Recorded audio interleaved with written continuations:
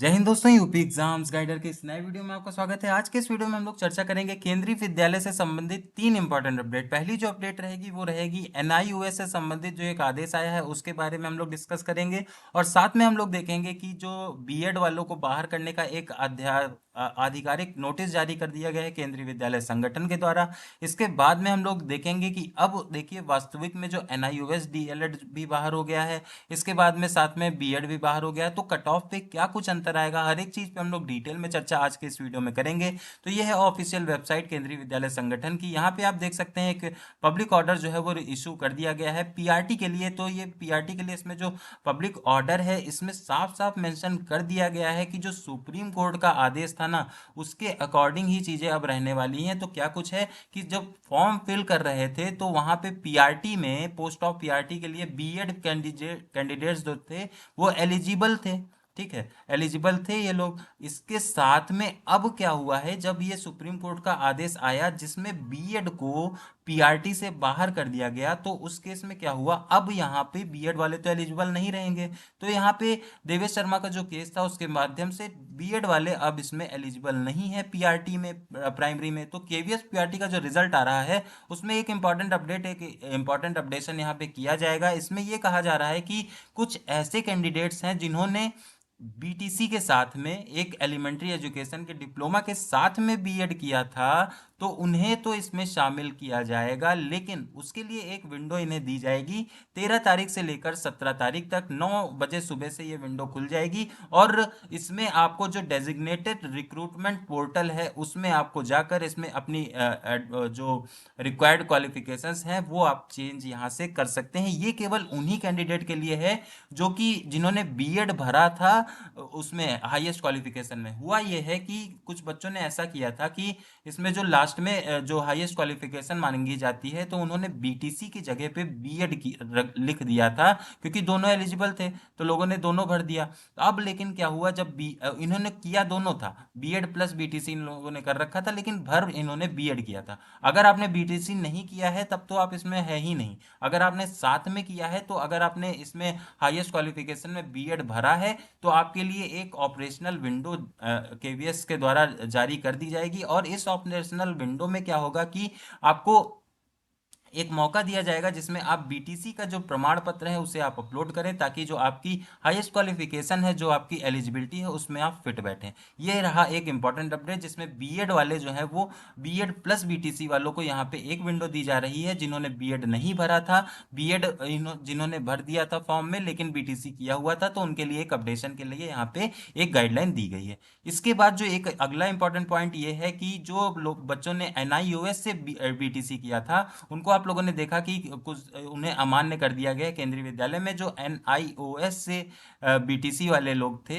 उन्हें यहाँ पे शामिल नहीं किया जाएगा वर्तमान में। ये सारी चीज़ें जो ओपन स्कूल वाले होते हैं ना, इसमें क्या होता है कि घर बैठे आपका बीटीसी हो जाता है। इसमें कोई भी प्रैक्टिकल सोर्सेस, कोई भी क्लासेस कुछ नहीं होता है, केवल आपको एग्जाम देना होता है। तो ये सारी जो गतिविधियां हैं इनको केवीएस ने यहाँ पे नकार दिया है, बिल्कुल इन्हें अलाउ नहीं करेंगे। बीटीसी अगर आपने किया है या फिर आपने डीएलएड, जिसे डीएलएड के नाम से, बीटीसी को अब डीएलएड के नाम से जानते हैं, अगर आपने डीएलएड एनआईओएस से किया है तो आपका ये मान्य नहीं होगा।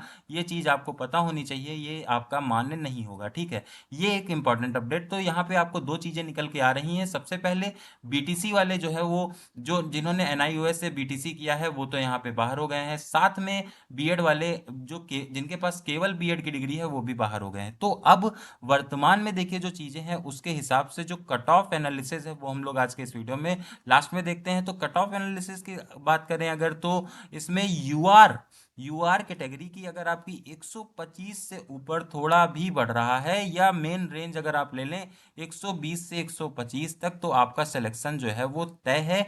आप इंटरव्यू की तैयारी करें, बिल्कुल टाइम वेस्ट मत करें, क्योंकि देखिए टाइम बहुत कम देगा केवीएस, इस तरह से है। और जो रिजल्ट डेट है ना, वो आपको ये अब मान लीजिए, देखिए 15 तक तो प्रस्तावित था, लेकिन अब ये अपडेशन मांगा गया है 17 तक, तो कोई चांस नहीं है।